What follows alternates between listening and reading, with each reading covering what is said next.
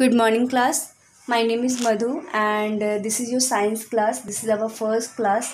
So let's start with the first chapter. Chapter name is Life Cycle of Plants. I would request all the students, please take out your books and keep in front of you. Take out page number 162. The chapter is given Life Cycle of Plants. So today in this chapter we are going to study about the parts of flower, structure of a seed, dispersal of seed, germination of seed, the life cycle of plants, new plants from other plants. So these all are topics which are going to cover in this chapter. So let's start with the first point, that is parts of a flower. In this chapter we are going to study about parts of flower. So on the basis of structure, flowers is mainly divided into two parts, sepals and petals. Okay, on the basis of the structure, when you will look at the flower from outside, as I have a flower in my hand, it is on the basis of the structure, it is divided into two parts. You can see that there is a one green portion and there is a colorful portion, that is so this portion is known as the petals and this green portion is known as the sepals. Okay, and this single leaf like structure, in this single green leaf like structure is known as sepals, but together they are known as the calyx.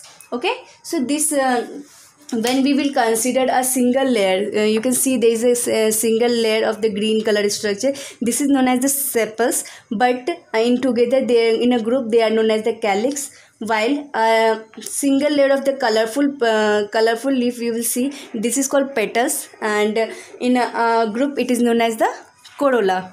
Okay, so on the basis of the structure, flower is mainly divided into two parts, petals and sepals. Okay, sepals in a group, sepals is known as calyx, it is green in color, while petals in a group known as corolla, while it is colorful in color. Why it is colorful in color? Because due to the different types of color, only the insects, all the insects attract to the flowers and they do the pollination and help in reproduction. So on the basis of reproduction, you can see the flowers have been divided into two main parts, male parts and female parts. Okay, male parts is known as stamen. You can see here male stamen. Okay, you can see that when this is the picture of dissection of flower. The flowers has been cutted from the middle, बीच से इसको cut किया गया है. तो just for example I can show you, I have some live examples of flowers, so let me show you. Okay, you can see from here, you can see this is the reproductive part of the flower. Okay, you can see there is a stigma, there is a ovule. Okay, when you will further on dissect this also, you can easily see ovules and ovaries. So it is very clear, visible. So do it at your home, dissect your flower and look at all the features given there. Okay, so look at this part. These two parts are known as a male part, that is anther, that as shown in this flower also, that you can see this yellow part is known as anther. Okay, anther, and this the anther is joined on the anther is attached with the filament. So these together known as stamen, and these all are these both are the male part of the flower. While what is the female part of the flower? You will see female part of the flower is known as a pistil. Pistil is further divided into three parts, that is stigma, style and ovary. Stigma, the uppermost layer of the pistil is known as stigma, and the middle layer is known as style, while ovary is in the bottom. You can see ovary is in the bottom parts. When you will further dissect ovary को जब आप further cut करके देखोगे तो ovary के अंदर ovule are present. This is the main reproductive part of the flower. Okay, this anther is a male part and this ovule is a female part. This anther only fall into the ovary and together they form a seed. Okay, and through seed only we get a new plants. Okay, so now about this only we are going to study about this in our chapter. So let's have a quick reading on this. Parts of a flower. Parts of a flowers are arranged in a 4 holes, circles. Yeah, as I've already shown you, there is different types of there's a multiple circle, or you can see the single circle also, circle of colorful petals. Okay, the sepals form the outermost hole. As I've already shown you what is the sepals. Sepals form the outermost hole of the flower. They are green leaf-like structure. Yes, I have shown you how the sepals are present. It's a leaf-like structure in green in color. They support and protect the petals. What is the use of sepals? They support and protect the petals. Okay, all the sepals together are called calyx. इनको क्या बोलते हैं together? Calyx बोलते हैं. The petals are larger than sepals and are bright in color. Okay, petals are always bright in color, and it is not green in color. They attract. What is the use of the color? That is, they attract the insects. All the petals together are called corolla. Okay.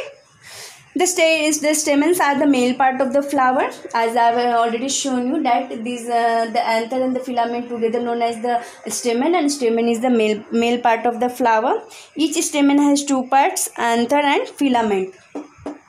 And filament works is to hold anther. Anther is the main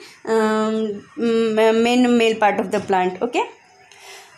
Okay, so each stamen has two parts, anther and filament. Anther produces pollen grain. So why anther is male part? Anther is consist of pollen grains, which helps in developing, which merges with ovule and forms a seed. Okay, so the pollen grain is very important part of the flower for the further reproduction. We can say like this. Okay, the carpel or the pistil. Okay, so very important, pistil is also known as the carpel. The question is often asked that what is carpel, so don't get confused. Pistil is only known as the carpel. Okay, so pistil is the female part of the flower. It is present in the center of the flower.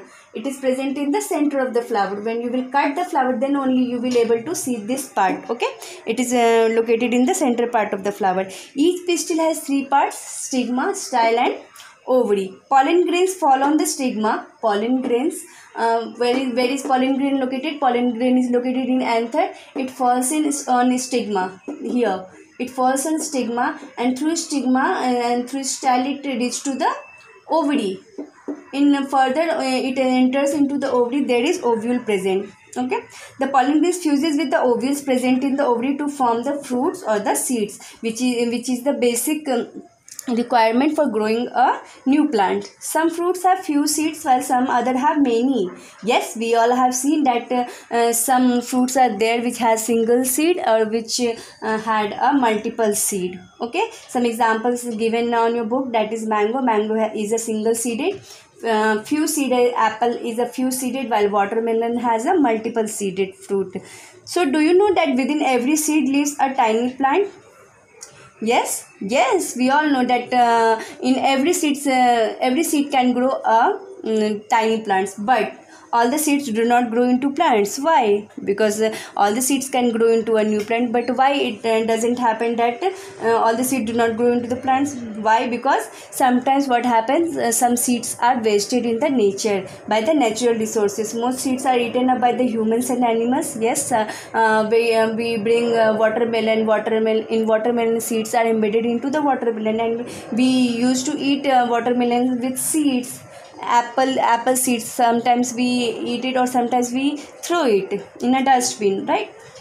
So in this way seeds are wasted. Most seeds are eaten up by the humans and animals. Animals eat the seeds with the fruits. Okay, and sometimes when it rains heavily, what happened, pollen grains falls down from the anther when it's raining heavily. So there is the wastage of some pollen grains, or if there is no pollen grains, then no reproduction occurs. Okay, so some seeds do not grow into the plants as they do not get air, water and warmth also. Sometimes what happen, might be the flowers is in a shade, so there is no reproduction, because for the reproduction always the correct temperature is required. So might be there is not a correct temperature, so in that case also pollen grains destroys, because there is no reproduction happens. So that's why every time it is not possible to grow all the seeds of the plants. Okay, can you count how many seeds you have eaten today? So this is your task for student today. So you just count how many seeds you have eaten in a day. This will be a fun for you. So for today we are going to end our class here only. This in this class we have learned what is the flower, what is the parts of a flower. That is very important part of this chapter. What I will request all the students, please draw this image in your notebook and label it very nicely. Learn it. Where everything is located, because this is the very important part of the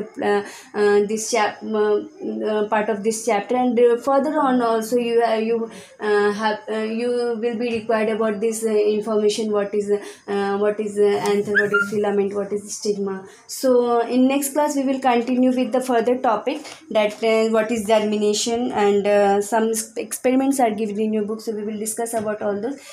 For today we are going to end our session here only. Thank you. Bye bye. Take care.